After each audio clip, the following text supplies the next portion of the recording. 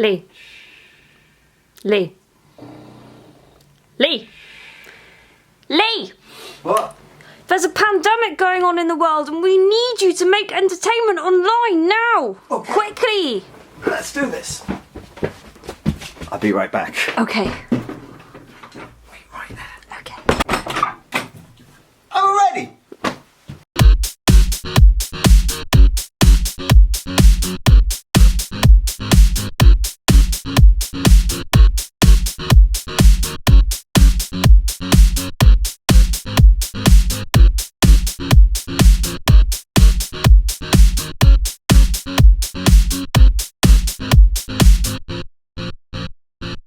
Hello and welcome to another episode of Co-Video Breakdown. I'm your host Lee Christian and this is... Grace Williams! And we've got a huge show for you, not quite as huge as the previous show. Hope you enjoyed the Prince special. We've had tons of great feedback of that. Thank you so much for everybody who's commenting on the shows and sharing them, and just in general kind of sending messages of yay, keep on at this, because it's quite a lot of hours of editing and work. So yeah, it's nice when we when you comment back and show us that you're watching it and everything. So thanks for that. What's coming up on the show today, Grace? So much! We've got music, we've got hair, we've got cooking, we've got art, we've got tips on working from home, we've got reviews, and you've got us. Lucky you. So, without further ado, let's get on with our, as usual, it's the Corona update. And I guess the main news, of course, is that the lockdown's been extended. So now it's going to be called the lockdown.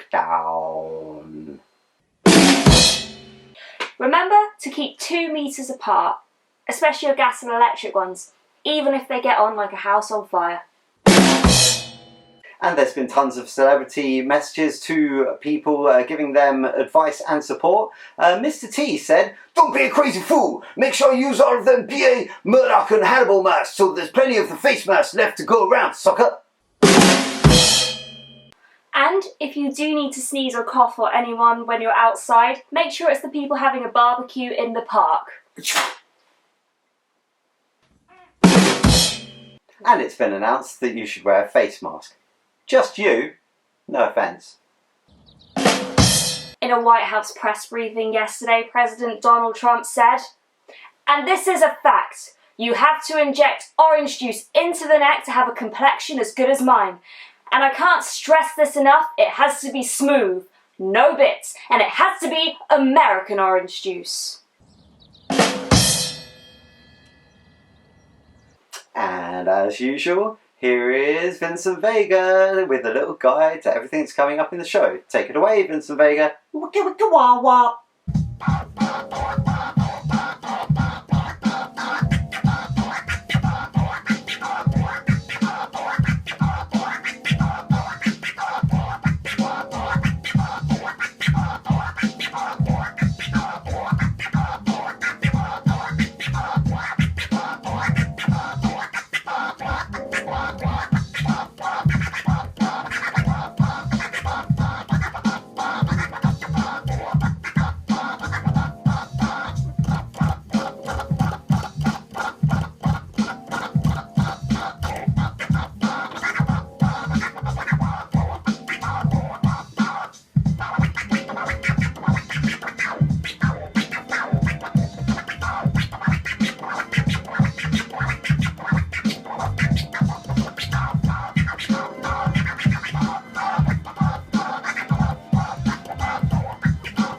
Thanks very much, Vincent Vega. As usual, we can rely on your dexterous digits to deliver that destructive deck damage. Now, a performance from Breezewax Music, In the Sunshine. Take it away, Breezewax.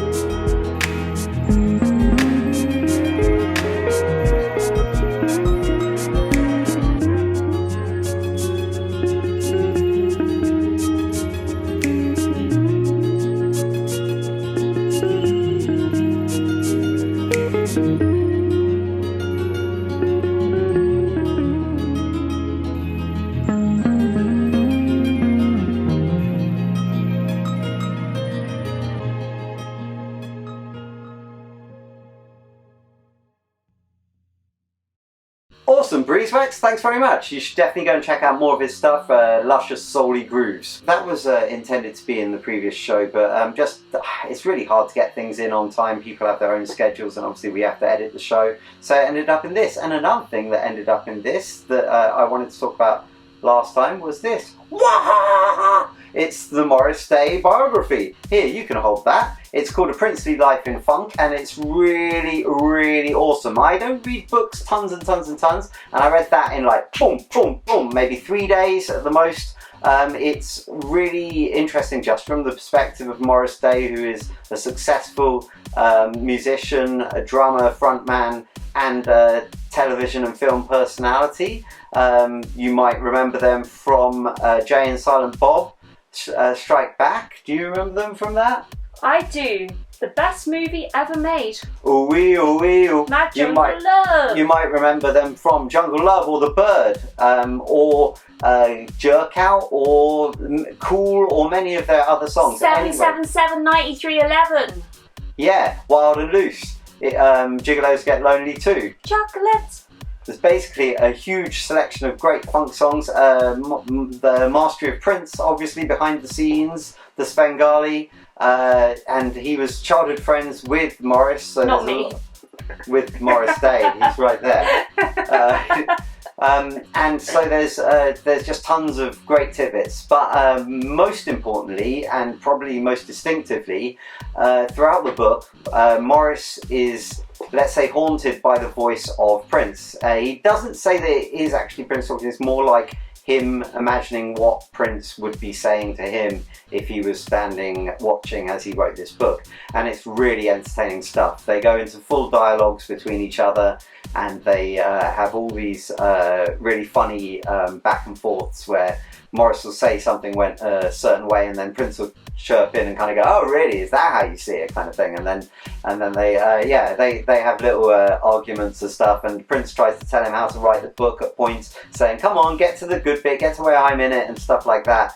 And it's really entertaining, really funny. And also, there's a third voice in the book later on, the voice of MD, who is basically kind of Fame meets Cocaine version of Morris Day, a Jekyll to a Mr. Hyde to Morris Day's Dr. Jekyll.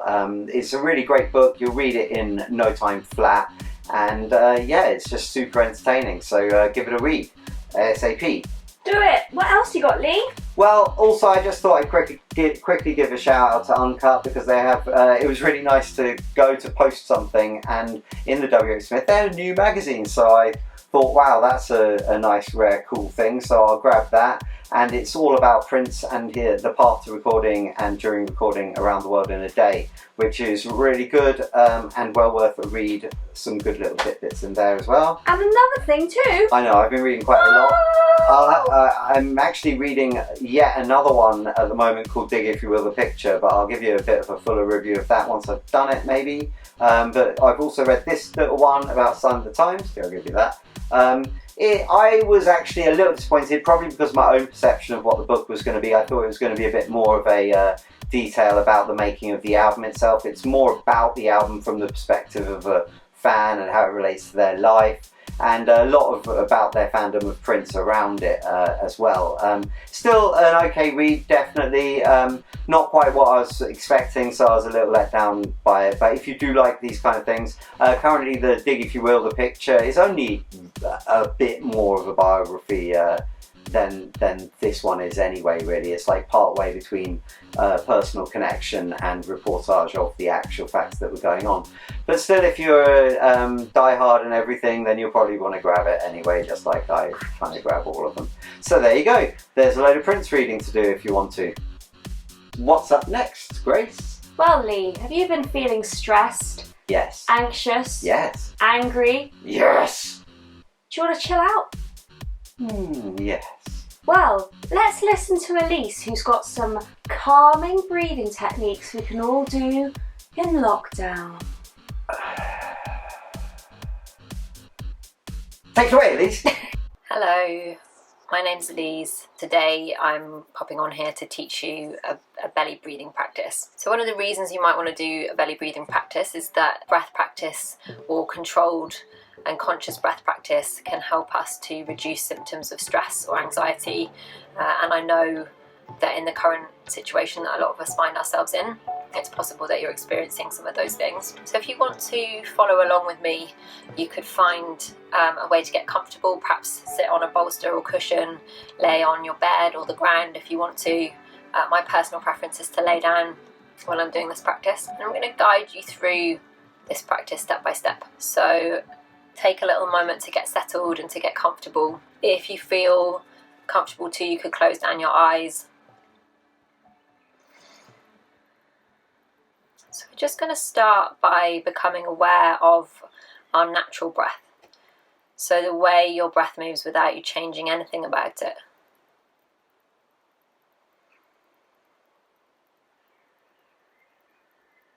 And that can actually be quite difficult to do. So as soon as we pay some attention to our breathing, there's the temptation to change something about the way that it is.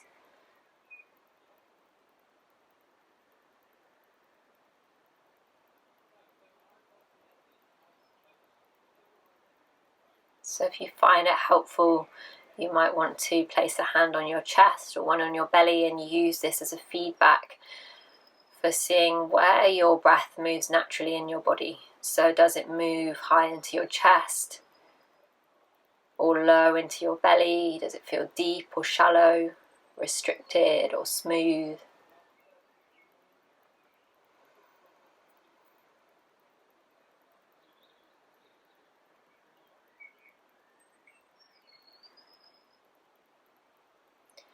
So sometimes it's the case that when we come to pay attention to our breath, that actually it's not helpful for our levels of anxiety or stress.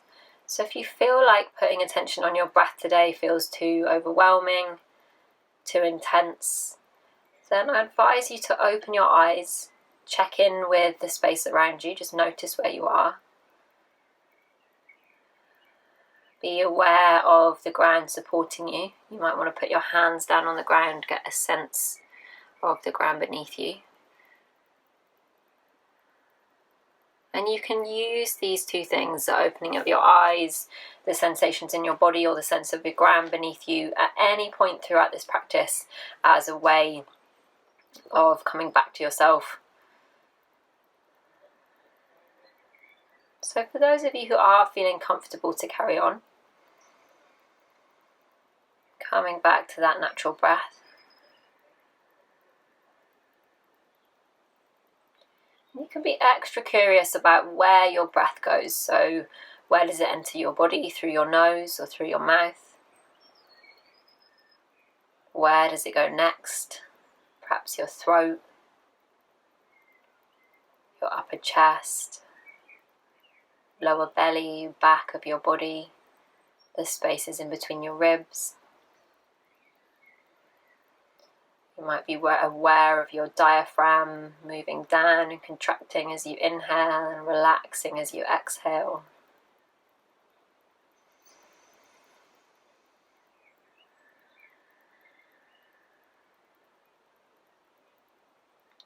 So for some of you, paying attention to your natural breath might just feel like enough for today. And for those of you who'd like to try something else, you can start to invite your breath into the space below your belly button, so right deep into your body. Again, you might place a hand on your belly so that you can use that as a feedback system. Inhale, inviting that breath into your belly. And as you inhale, see if you can soften the muscles of your belly. So the softer your belly becomes, the easier it is to let the breath draw down into that space. For the next few exhales, use those exhales as an invitation to soften something. So inhale into the belly and exhale, softening your shoulders down away from your ears.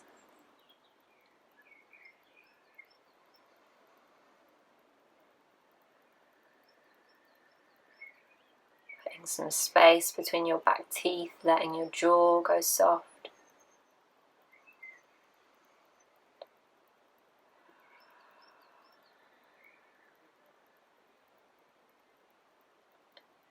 On the next exhale, letting your weight sink down towards the ground, whether you're laying or sitting.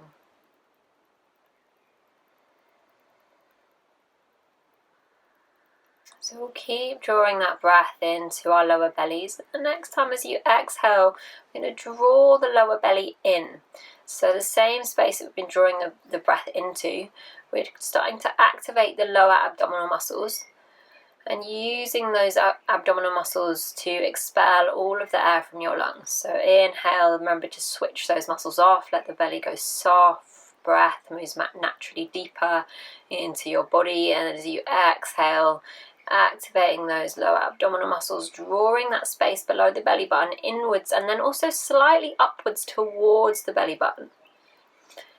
Inhale, release the belly. Exhale, drawing that place in below the belly, up towards the belly button. Inhale, belly softens. We'll just give you a few moments to do that at your own pace. So at any point, remember, if you need to, you can come back to your natural breath. You could open your eyes, feel the ground. It's always there to support you.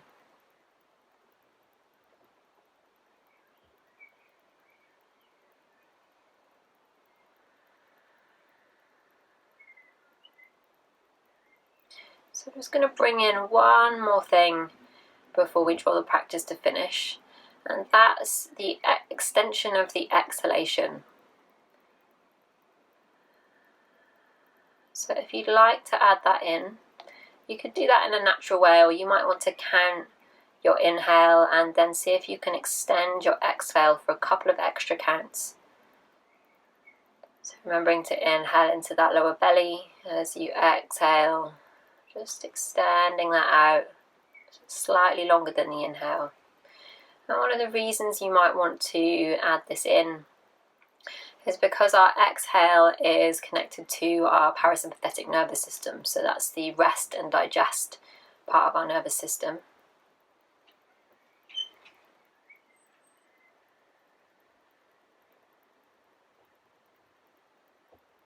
And the practice of extending your exhale could be helpful if you're feeling particularly stressed, if you're feeling very activated or finding it difficult to sleep.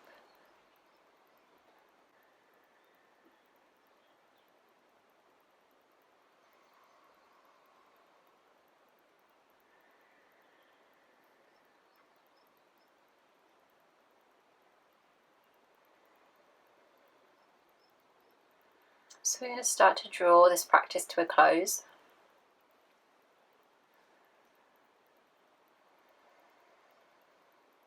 Just check in with how you're feeling.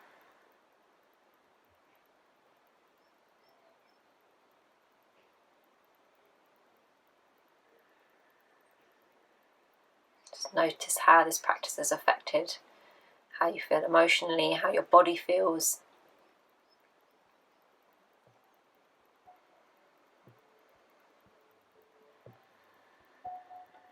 And if your eyes are still closed, you can blink them open. And I always think it's quite nice to take a few blinks here, so it gives you a chance to integrate your internal world and the outside world around you.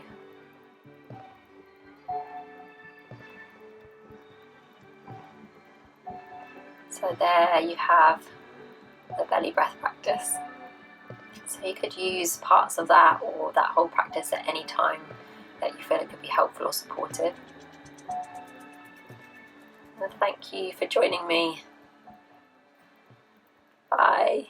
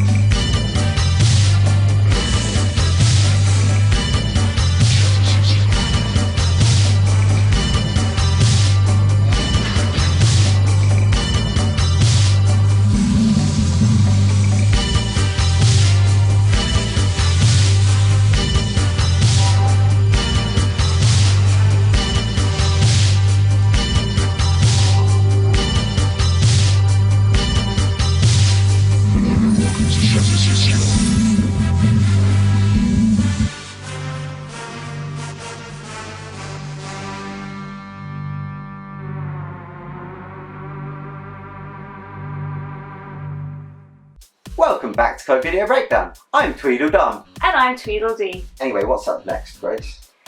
We have got Bath artist Daniel Rushforth. He's awesome. And he's going to be taking you around his studio. Yeah, check it out inside the artist's studio.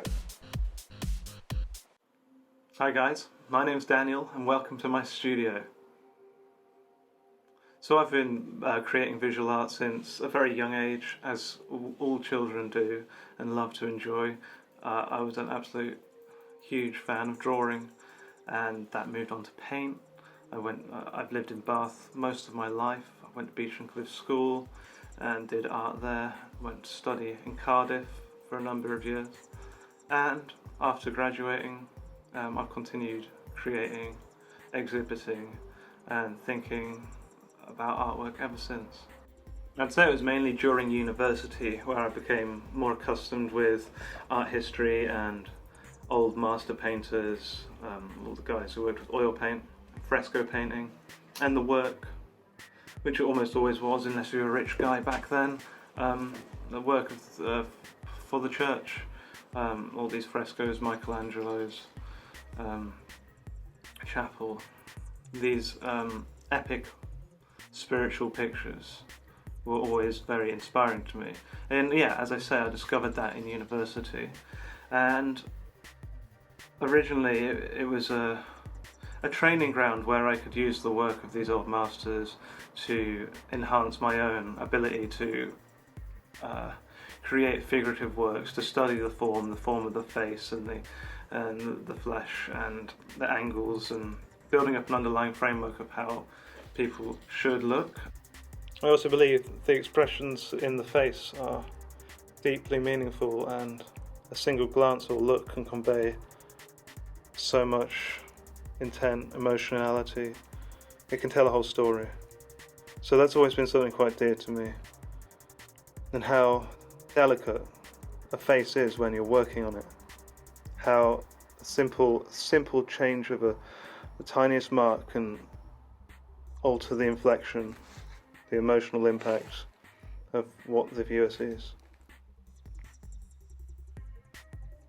And so that was my introduction, but it's the techniques I learned then still hold true today, and it's an ongoing process that grows. One of the fantastic things about any kind of artistic or creative practice is you see yourself get better. But with something like painting, it can become so idiosyncratic that it becomes entirely your own thing. And in a way, you can teach yourself. You have to teach yourself, because that's the only way. You can study someone else's method, but at the end of the day, one has to let go and come back to your own heart and your own truth when you're applying paint and when you're in that moment of painting. So it's not a closed system. It always has things flowing in and out of it, and it can be anything. You know, it can be a good piece of music. It can be a landscape. It can be a conversation you overhear in the street. You never know what's going to kind of trigger some kind of visual imagination or have an image jump into your brain. So just to give you an example, here's a few things I've got in my box that I reach and grope into to find inspiration. It's all sorts: picture of a cow, a picture from a friend's travels, a Rembrandt, which I think that's Tobias, maybe it's Tobias, I don't know. Images like this, and they're all prone to damage and watermarking. In fact, I think sometimes you get quite a fascinating piece of imagery, actually. Might be better than the original, or better than what I'm painting anyway. I mean, I went through a phase of divers, something so cut off, well, like we all are now. This is me going to the supermarket. Something about that isolation, the emotional isolation, but also the capacity to withstand incredible pressure. There was something about this idea, and these ominous looking things. And then maybe a figure, sort of like this. I'll do multiple printouts of the same thing. This is a wee statuette I saw in Italy, and just thought that's a beautiful thing to have on your wall, and it makes a difference. So there we go, all sorts of crap in it.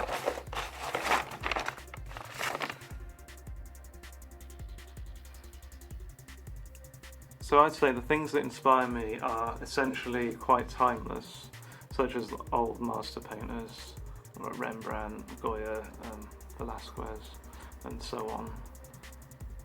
And ancient literature, myths, old spirituality. So another way I'm gleaning inspiration is anything that appeals to me on the internet, any kind of image, I will download it and add them to my collection of imagery. And there's all sorts in here: suits of armour, curtains, underwater diving pictures, people in suits, people in traditional garb, other people's artwork, classical paintings, animals, and I kind of categorise it. So this is my most recent folder, and I'm looking at a lot of these funny diagrams, things like this, things like that. Joseph Heinz or Joseph Herzstyle, we don't know, apparently. There's Zidlaw Bekinski, the guy we can never say his name of. I mean, that's the kind of thing that's exciting me a lot. As I say, it all passes through some kind of filter. But in the past few years, I've been doing work which is very busy. It's got lots of figures in, crowds of writhing masses, and there's usually a central figure on a pedestal, which is like I guess the protagonist, one would say. And what I like to build into the work is multiple interpretations. So it's not like I'm saying one thing. Essentially, people bring their own meanings to it. Obviously, I do have my own narratives to it, what I would perceive the meaning to be. But one of my favourite things is hearing other people's interpretations, especially if it is a vague and eerie, mysterious piece of work. So as mentioned, I became interested in crowds and these epic, swirling images of chaos and order and unpredictability. These paintings were around the theme of judgment. I'd love to talk you through them and what stuff means, but essentially you can see what I became interested in here. Mass of writhing bodies, and something about the end times, a kind of feeling of final judgment, the eschaton. And I moved my interests also around to stuff which is a bit more psychedelic, using different symbology, kind of expanding the language. So this one was supposed to be a kind of tsunami, an impending tsunami on the south. So at the moment I'm working on a few paintings at once. I tend to have multiple things on the go, and there'll be things I come back to after years of not working on them, so only to have them reclaim a position in my hierarchy of things I'm finding interesting, and suddenly they make sense, or suddenly a blockage has been cleared. It's a wonderful feeling to revisit work like that. So when I begin a piece, it usually starts off something like this, one of these that I work very abstractly for a long time until something pops out for me. So here's another one which I could show you. There's lots of layers on here, but nothing's come yet. And I do have some ideas. I usually won't start with a drawing. I'll let the piece show me something. So here's a piece somewhere midway, getting towards the other end of completion. So as you can see, I've done a lot of drawing and filled in with colours.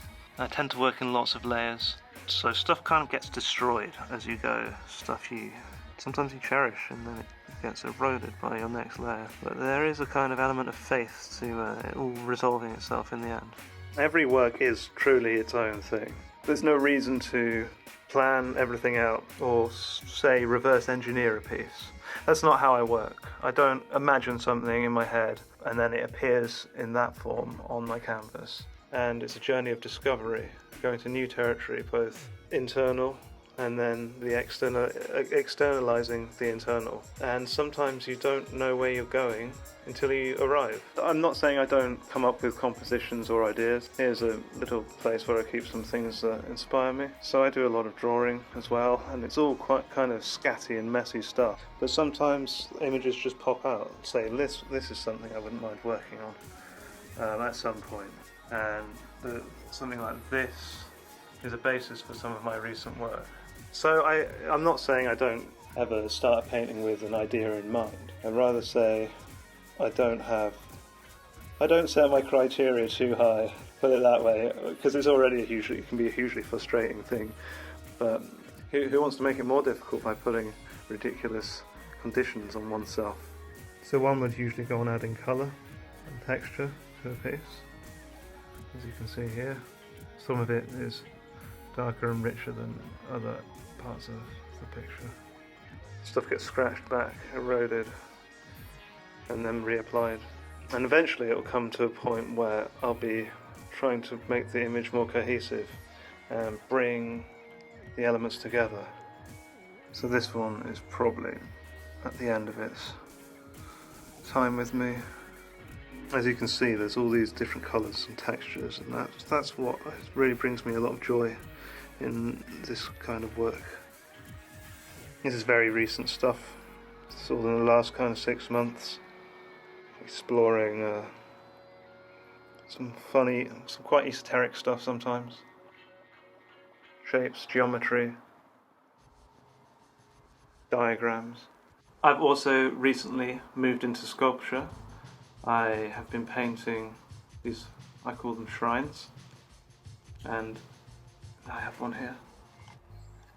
And essentially they are pieces of wood that I've painted individually and then assembled. And the idea is that one would hang this in a special place and put objects that may be important to oneself in them.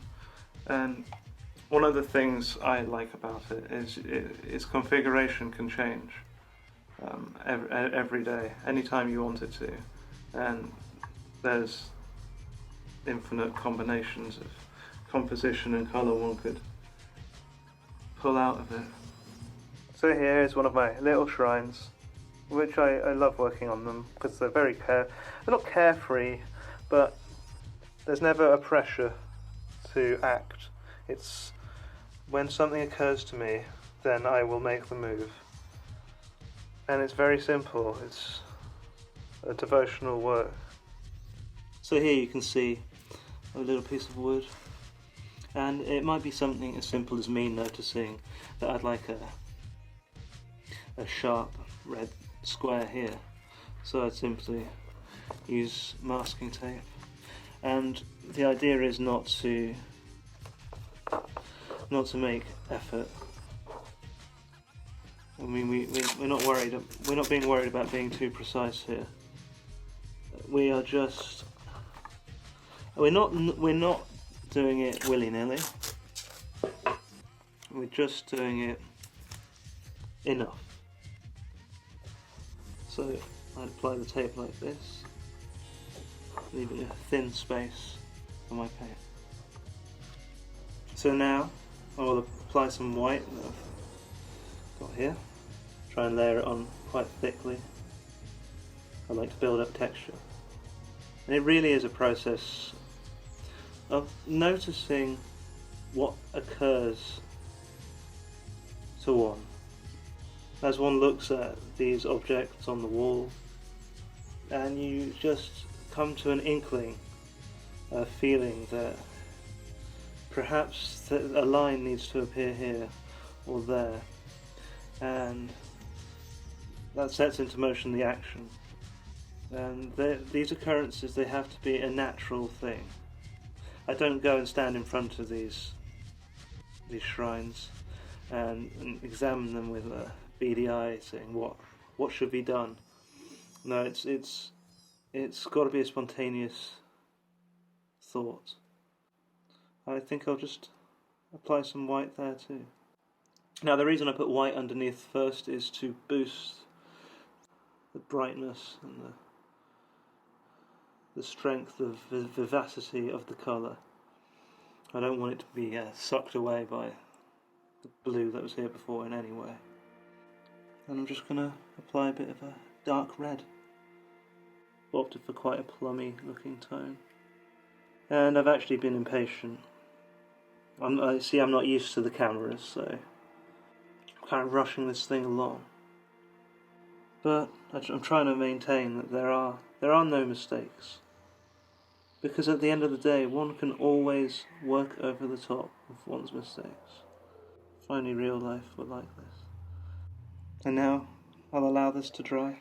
It will probably sit around the studio, I think for a number of weeks, months probably, until I decide to pick it up and use it to create something. So here's another little shrine. As you can see, this one's a bit more colourful, a wee little one. And it has occurred to me to paint figures and things like that inside of them, but that hasn't happened yet. I approach these in a very devotional way. They do take a long time to make, as there's a lot of setting down paint, waiting it to dry, layering. But as is with all my work, it's a marathon. It's a process of endurance. I don't make paintings in one sitting. Like they go on a lot longer.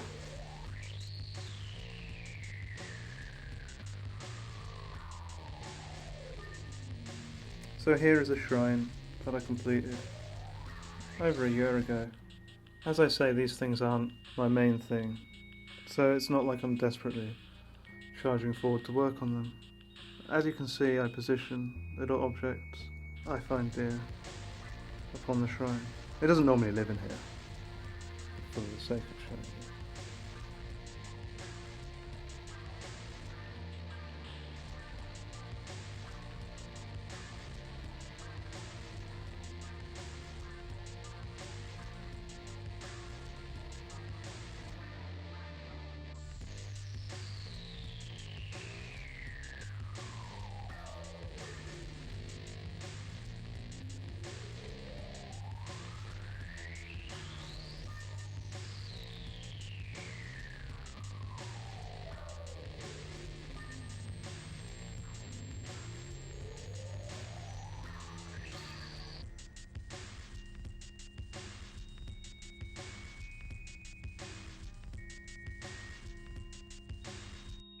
I'm also branching out into digital artworks.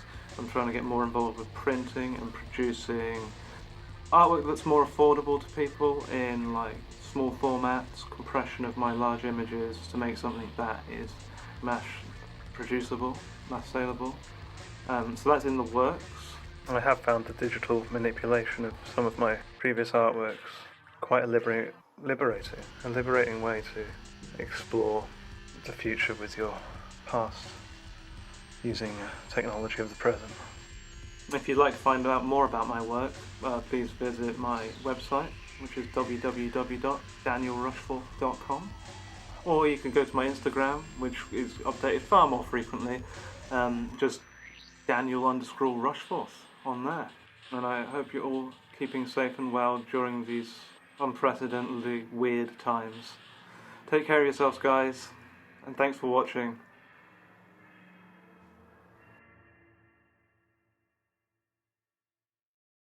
I think everyone needs a little shrine in their lives. Yeah. I used to have actually a bit of a Prince shrine that was like all my Prince stuff all together.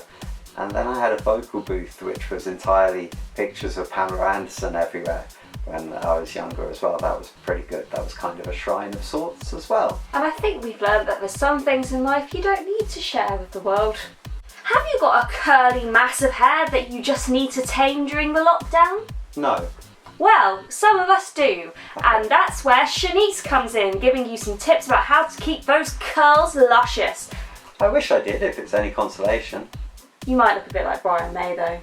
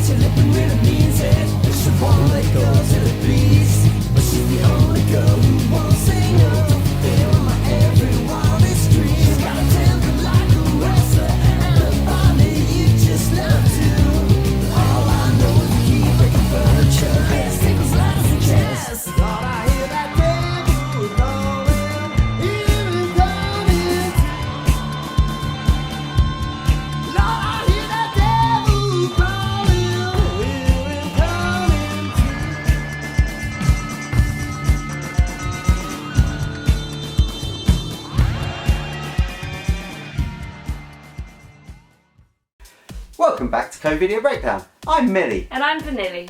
And next up is an awesome new segment, which is going to be a regular segment for the next little while. And I'm not going to explain too much about this, apart from that it's from a friend of ours in Taiwan, and he's going to play you some cool instruments, and I reckon it's going to be really good to chill out. This is a very chilled out episode today for some reason.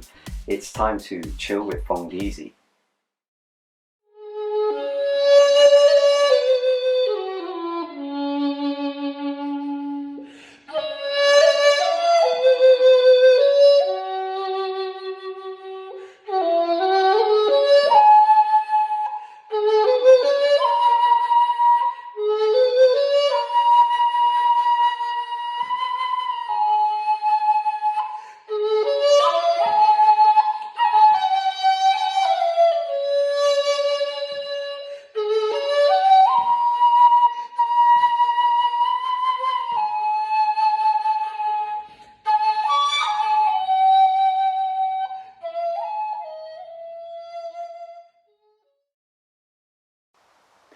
Hi, you guys. I just wanted to address this whole thing about working from home.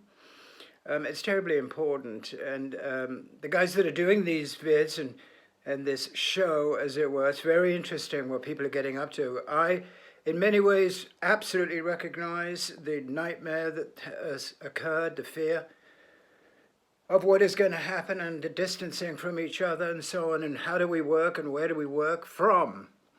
Well, I'm in the very lucky position, as you can see behind me. I simply do my shows. I'm a DJ at Little Steven's Underground Garage, Sirius XM Channel 21, and I am one of the lucky ones. And you better believe that I'm so grateful for that, because I have this setup, which is, a really cool microphone, just my laptop, and then over here we have an Apogee interface, if you can see that, and I put the earphones on, man, and I rock and roll. I play rock and roll music every day, 3 hours. Little Steven's Underground Garage, Channel 21, 8 to 11 a.m. Eastern, and 9 p.m. to midnight in on the West Coast. So I am one of the lucky ones. I'm also here to say that it is surprising how much stuff you can get done at home. It's a discipline. What I suggest is you burn your pajamas immediately, eat right, go for a run wearing a mask, and enjoy your life, even though we are faced with unbelievable circumstances. So, check out our radio program. I am absolutely appreciative of being able to do this from home. I hope you are doing the same in whatever you may, embroidering, whatever it is, sculpting, of course I go for all of the arts stuff. There's many other things. Write that book, make that phone call of amends to the person that you, shall we say, was treated badly 20 years ago. Whatever it is, let's make use of this time in a spiritual way, in an entertaining way, and a loving way. God bless you. Michael Debye here. I hope to see you soon. Bye. Wow! Do you know who that was? Who? That was Michael Debye. He is a famous rocker. He was in Power Station. He had a solo band. He was in a band called Detective, who was signed to Led Zeppelin's label. And his wife, Pamela Debye, wrote an awesomely famous book, which I'll just lean over here and then, it's right there, rock bottom. Check out, there's Axel gripping a butt. That was really nice of him to send us that message. He just wanted to say hello to everybody and wish them well and show a little bit of him working from his home. You should definitely check out his show as well if you can get that station, and check out bits online and stuff, as it's a decent rock show. Speaking of rock and LA and cool things like that, what have we got next? We've got Savannah Pope. That's her theme song that I just wrote. I thought it for was her. You Can Be the President, I'd rather be Savannah Pope. Here she is talking about her awesome music. Take it away, me.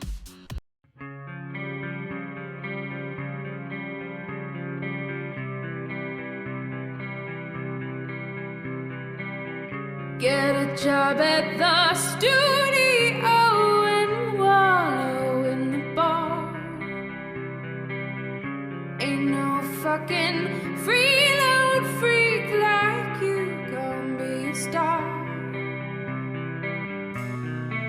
Heights and trends, exams and jam your head with rules. You could be on NPR if you had finished school. Yeah, I've been watching you for a bit now, and it's been really cool. You've been doing really awesome stuff. Your path, if I'm not mistaken, is that you kind of fell into it a little by accident after doing a lot of life journey kind of stuff. Is that correct? Yeah, I mean, I'd always loved music, and I'd always been a singer, you know, in my own right, for my own entertainment. And, you know, I did, like, you know, in high school, Right, sure, stage. house shows every once in a while or whatever, but You weren't like the lead in the plays and things like that or anything like that? I actually I did play Sandy in Grease, my junior Ah, there you year. go. There's the start of the whole thing. That's the weird little genesis, isn't it? So Yeah. it didn't even occur to me that but because they had us try out by singing. Sure. And You have the natural pipes. Yeah, so I just kind of automatically got the part, and I was kind of surprised by it. But then we did Space Cream, for like 4 years, I guess. Yeah, then about like a year and a half ago, went solo. Yeah. Did you find that people took to you and it went well? You've got quite a few. You did the Warp Tour, is that correct? And you played like some cool places, Viper Room and Troubadour and stuff. So. Yeah, we won. We actually won a battle of the bands at the old House of Blues. Right, wicked, awesome. Towards the beginning, right before it got shut down. So that was like towards the beginning, and then. Wow, yeah. And that's how we got on the Warp Tour thing, which was really bizarre. It was like we really did not fit into that. Yeah, well, I thought that was an interesting mix. Tell me a bit about that. It was so odd. I mean, we were really a band of misfits. You know, it was me, my 50-year-old guitarist. Yeah, an interesting mix of personnel in the band. Yeah, a cross-dressing drummer and our like pretty boy bassist. Yeah. So it was just the funniest mix of people. It was kind of the impossible band. We started to get some good traction and everything, and it definitely, just being on stage, we played tons of shows. Sure. And just doing that really changed the way that I sang. You're this lady who we can see, and then we're going to see you play an acoustic guitar, but obviously if you go and listen to your album, it's a huge, sprawling a rock opera masterpiece of, huge diversity and dexterity, and there's a lot of different shades and colors and instrumentation doing its thing. I play rudimentary guitar, and I write a lot that way. I also write sometimes without any instruments at all. So, for instance, something recording parts, or like no, demoing, or. Yeah, just on my phone, just recording little voice memos. For instance, like Pterodactyl Sky, which is a really bizarre song, and ends up being, a lot of the songs that will end up being really froggy are ones that I wrote without an instrument, because its parts seemingly don't belong together. Right. But then, I bring in these consummate musicians, and they make it fit.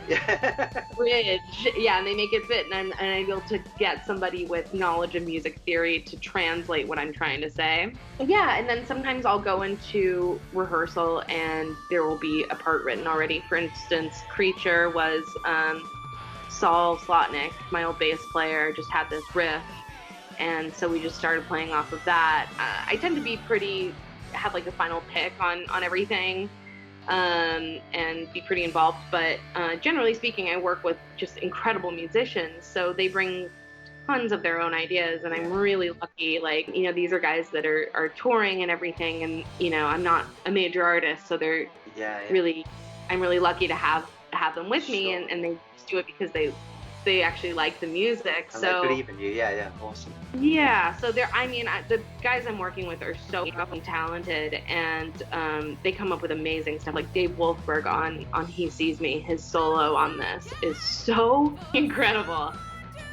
He's such an amazing guitarist and such a great, he writes such great guitar lines. So it does end up being collaborative for sure. Yeah.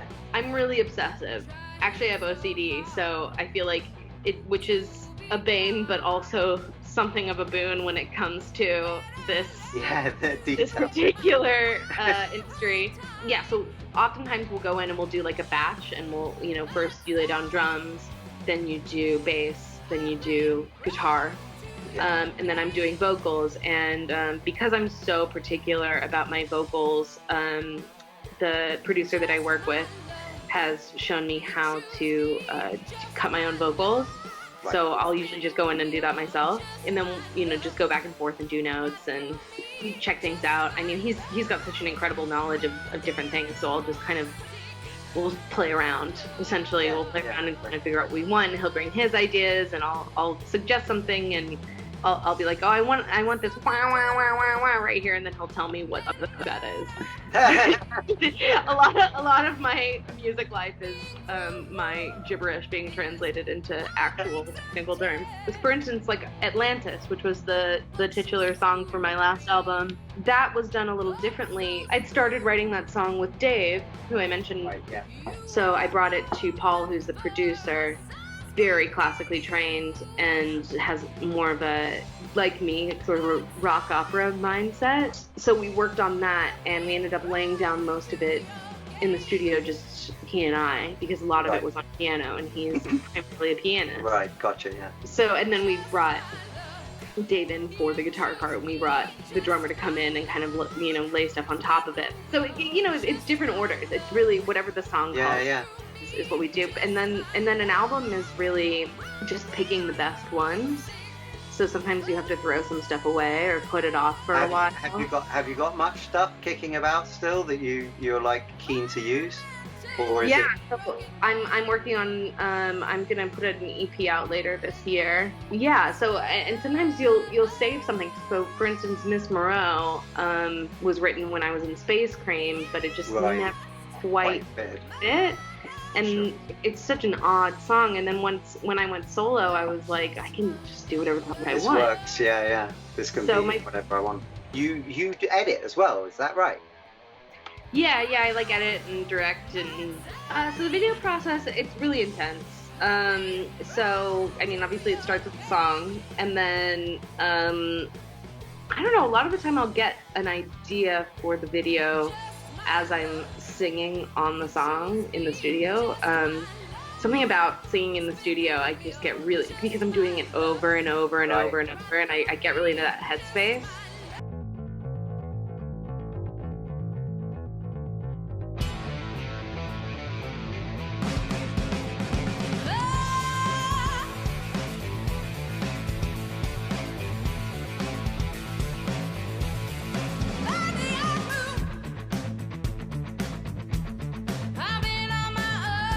Creature wasn't really a concept. It was just, I had just started kind of up around with After Effects, and I wanted to do some like green screen animation stuff. So I just had a bunch of weird imagery in my head, and I was like, I'm gonna throw it all together. Like some of my favorite videos, the concept has nothing to do with it at all. Were they all collected up over a time, or were they kind of like all like you brainstormed a load of different things, or how does, because obviously there's quite a lot of different bits going on in there. Yeah. Or is it just individual fascinations? You're like, oh, I'd like a bit of that, or I'd like a bit of that. It was just individual fascinations. I was like, I'm gonna make like 5 or 6 different scenes that have nothing to do with each other, just because I want to, because they sound fun. Yeah. And it's like an image I have in my head, and the visual stuff has nothing to do with the song. And I was totally comfortable with that. I was like, you know what? It's like Bowie with a tractor. Sure. Like, ashes to ashes. Yeah. Ashes to ashes, the clown or whatever, walking along a beach. Yeah, sure. Yeah, it was just imagery in my head, and I was like, I'm gonna put it to this music because it's fun. Whereas like more like Rock and Roll No More obviously was heavy concept. Yeah, very heavy concept, and I mean, I wrote that song when I was like sobbing when I wrote that song, and it felt so personal. It still does feel. I mean, it's about how intense it is to be a rock musician in this day and age, and you know, the kind of inherent humor and the state of terror and the state of, you get so despondent, you know what I mean? Yeah, sure. Kind of rolling all of that into one thing. And that was essentially, when I wrote that song, it was because somebody who was a big mentor of mine really broke my heart and just completely sold out and told me that the only way I was going to make it was to become a pop musician. And it was, you know, it was kind of this giant rift in an important relationship for me. And it was sort of a turning point of just me deciding to do the thing that I love rather than fit into something. And so yeah, I mean, that was the whole concept. So or the whole meaning of the song. So then the concept, I mean, I feel like there's a lot of humor in totally. Yeah, it's I think you strike a really nice line between like import or serious heartfelt stuff, but it's never kind of like a pain to listen to for that reason. I'm not particularly saccharine in my self-expression. It's just not the way it happens for me. It's good that you didn't go the pop route then, really, isn't it? Yeah. Well, even a song like Superstar, which is the only song I've ever had on a record that I didn't have a massive hand in writing.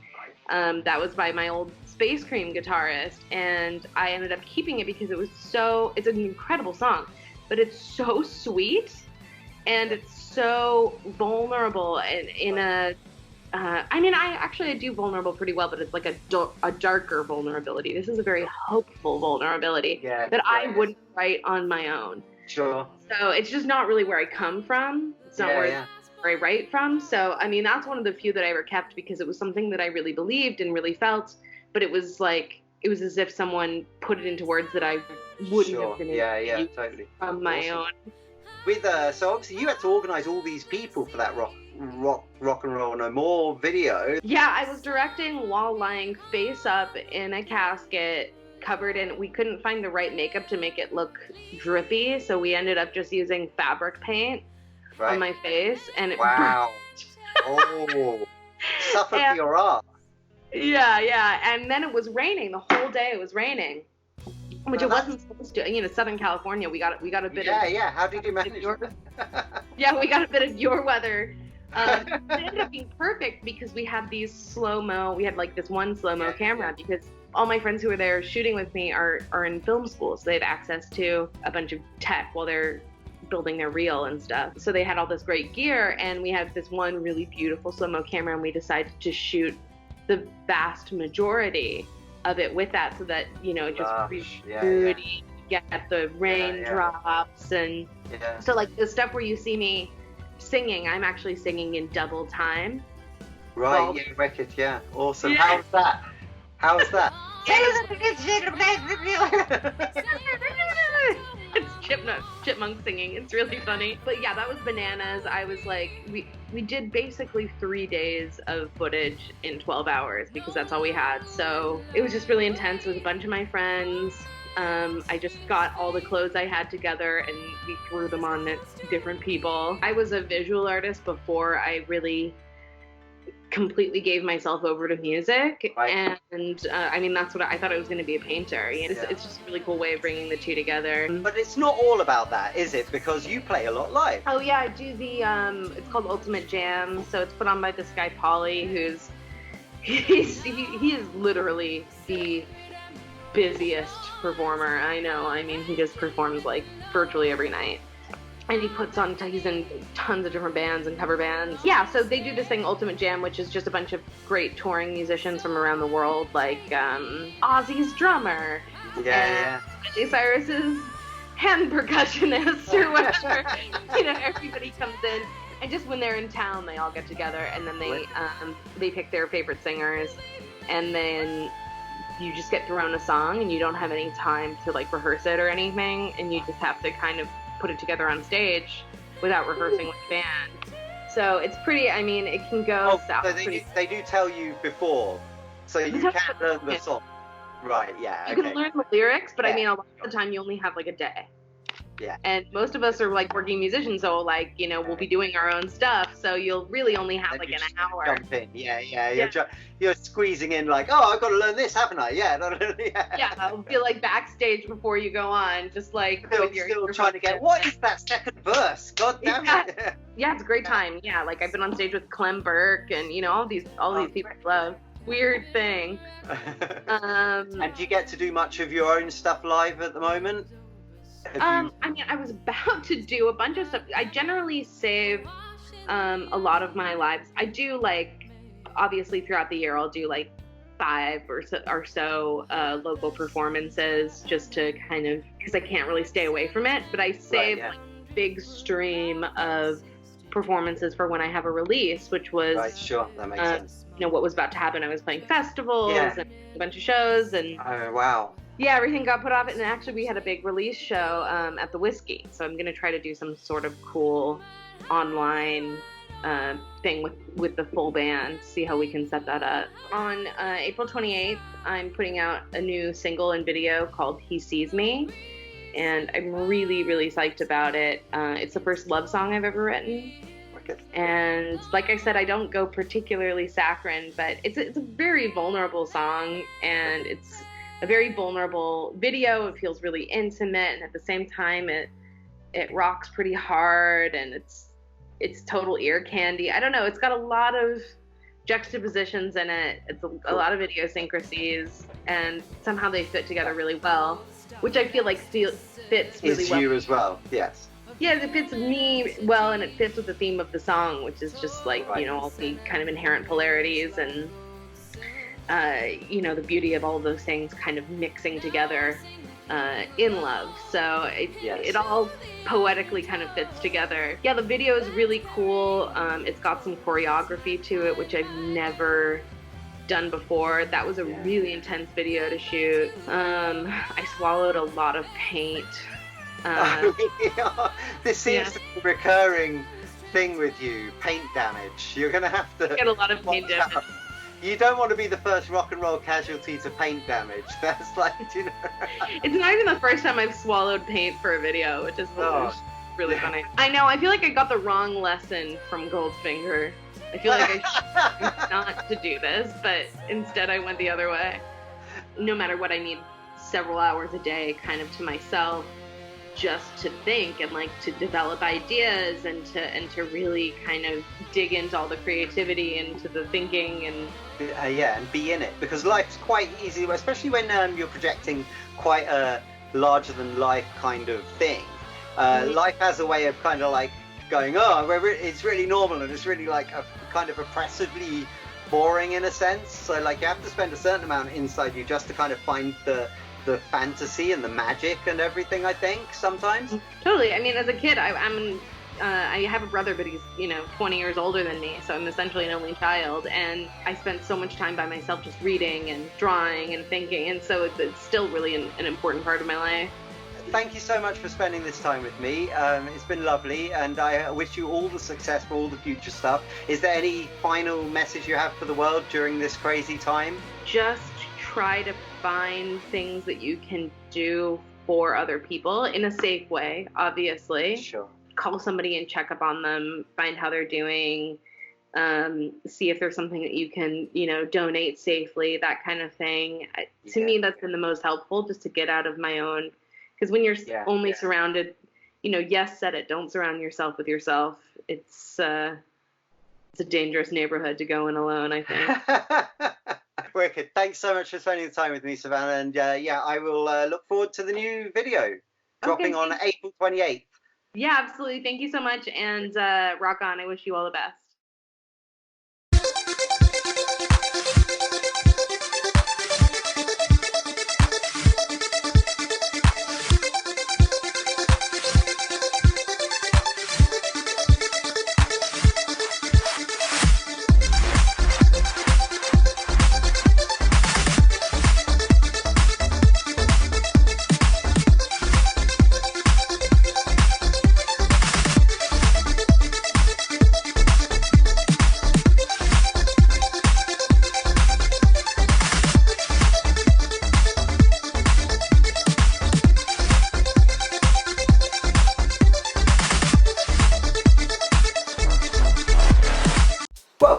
Code Video Breakdown. I'm Elizabeth Taylor. And I'm Richard Burton. And in case you wondered what that awesome sound in the background that you hear throughout the show is, and at the beginning and ends of the show, that's our brilliant theme tune, which is by Theoretical. Happy birthday to Theoretical. It's his birthday on the 27th, and he's got a new single out called Candy Floss. Stream it, download it, go and watch the video, and just all that kind of stuff. It's a free download at Bandcamp! So, do you like games, Grace? I like games, Lee. Well, I'll tell you what, quit playing games with my heart and start playing games with Trista Bites. Hi, Trista Bites here with another video game recommendation that might help keep you sane during lockdown. I want to recommend Untitled Goose Game. It's a brilliant, fun little game that's effectively a puzzle stealth game. But instead of, being a sniper or a secret agent or anything like that, you're a horrible goose. Your missions involve things like stealing slippers and putting them into a water fountain, knocking things of water on people's heads, stealing cutlery, and generally making a nuisance of yourself in what would otherwise be a perfectly happy, quiet little village. The game was developed by a company called House, and I don't think they realised exactly how much this game was going to take off. The love for it is just absolutely immense. And the Untitled Goose Game can be bought over on the Epic Game Store, and you can get it for Xbox, PlayStation, Macintosh, Windows, Switch, everything basically. And it's got much more replayability than you'd think it does, because there's just so many different ways to solve these puzzles. It's also a lovely game to play with your friends and family, because you can all suggest ideas on how to hide from the farmer and how maybe to steal that cabbage and things like that. It's just immensely good fun. It is really sweet. There's no spoken words in it. It's all just portrayed through like images and symbols, and you can just walk around just honking at people and being a nightmare as well. I highly recommend it. It's a very silly, sweet little game that's suitable for all of the family. So if you play the game, let us know what you thought of it down in the comments below, and I'll see you guys all next week. Oh yeah, thanks Bex. Go and visit Trista Bites. She's still streaming like a maniac, so you can go and hang out with her and play some games, chat about some games, all sorts of stuff. But now I'm really hungry. Are you? Yeah. Oh, what could we do about that? I wish that we had some twins that were in a metal band that could teach us how to make some cool food. Me too. Can we just have that? I think we could. Here's Ryan and Elliot from the band Desert Storm cooking up a Desert Storm.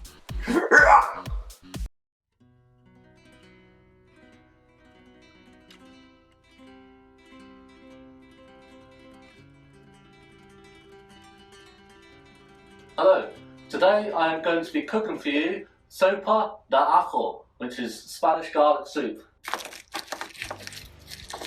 So for this soup, the main ingredients is obviously garlic, which we're just going to slice, and we're going to use some Iberico jamon, which is the best ham you can get basically in Spain. Really flavoursome, and should give a lot of flavour to the soup.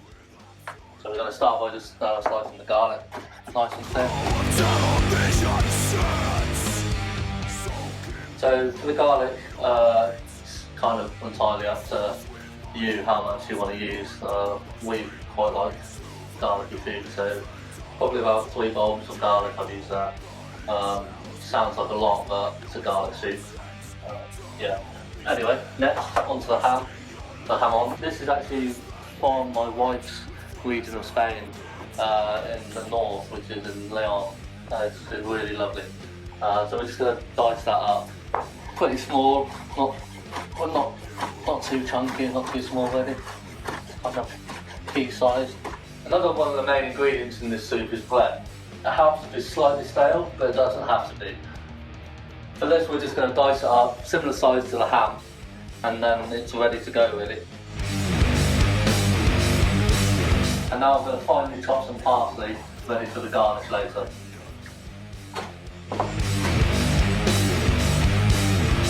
So now all the mise en place for the soup is done. Got the garlic here, bread, the jamon, the stock. I've gone for chicken stock, but you can use veg stock, entirely up to you.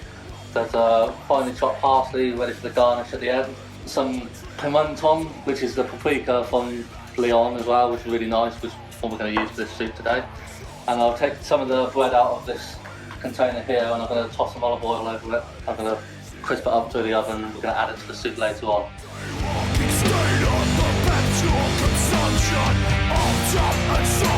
So now we're going to start frying the garlic. Just heat up the pan with some of the extra virgin olive oil. We want to just kind of soften this a little bit, and then we're going to add the ham onto it.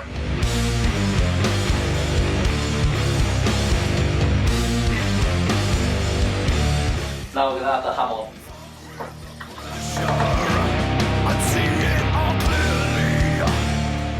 So for this we wanted to make sure it goes nice and golden brown, but we don't obviously want it to burn.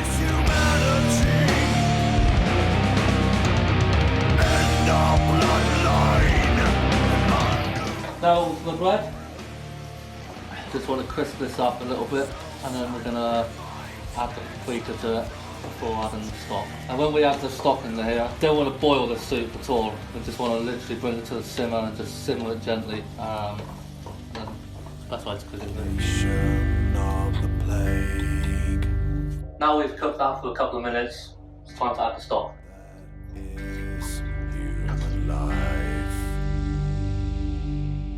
So now we're going to just simmer the soup for about 20 minutes, and then we're going to check for the seasoning. Obviously the ham on is quite salty, so you don't really want to put too much salt in. And then after that we're going to poach the eggs straight in the soup. Usually do one per person. Now I'm just going to add a little bit of salt and pepper to the soup. Devoid of consciousness. Now for the final part, it's going to be poaching the eggs in the soup. Euthanize the people.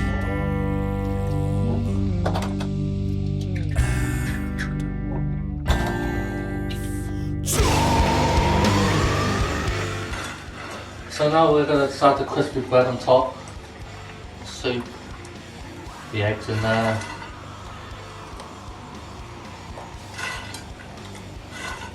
And we're just going to finish it with the parsley, and then it's done.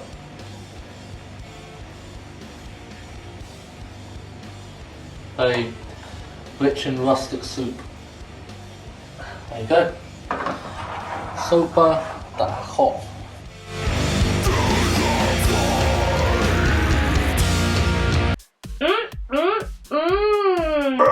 And that track that you heard was from their album, which is going to be out in May, which is really cool. That's like any moment now, really, isn't it? Thanks very much, Ryan and Elliot. What's up next, Grace? Well, to close the show, Savannah is back with us doing a wonderful performance of her new single. It is He Sees Me, and it's out, well, it should be out like now-ish, basically. The video and the single should be out, so go and stream and download and watch and all those things. And yeah, please do share about the show. Hope you enjoyed it. Thanks so much to everybody who provided the content. We couldn't do it without you, of course. And there's tons already coming for the next show, so we've got loads of really good stuff coming up, including really quite excitingly an interview with Ace from Skunk Anansie. So look forward to that one. Bombshell, mic drop, and I'm out. Boom. Bye. He knows me better than I know myself. He shows me I don't gotta act like no one else. I can see it on his face. He's walked through hell. You could say I've been there, time into myself.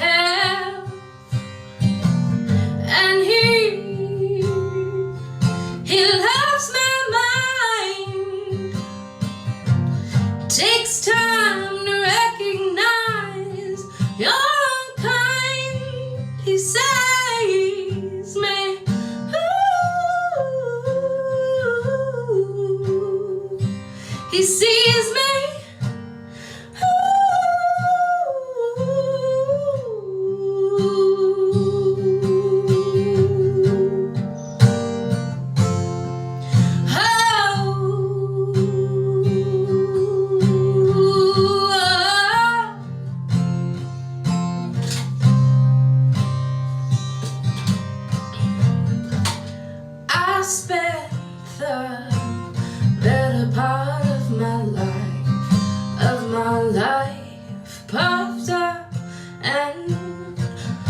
broken down on the inside.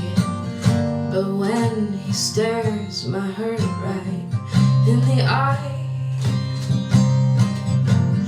I'm sure the pain was worth it every time. It's strange, but I feel free when we're all tangled up. I know that he saves me. Ooh, he sees me.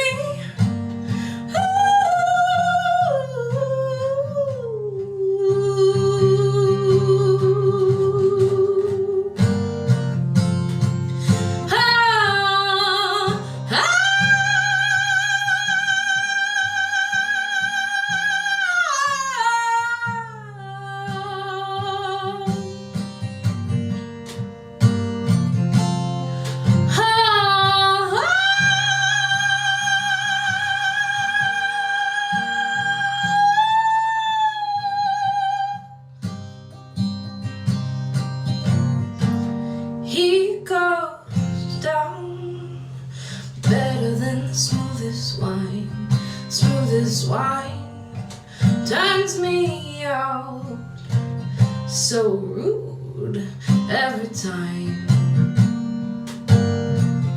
And it's just right when he says, you're mine.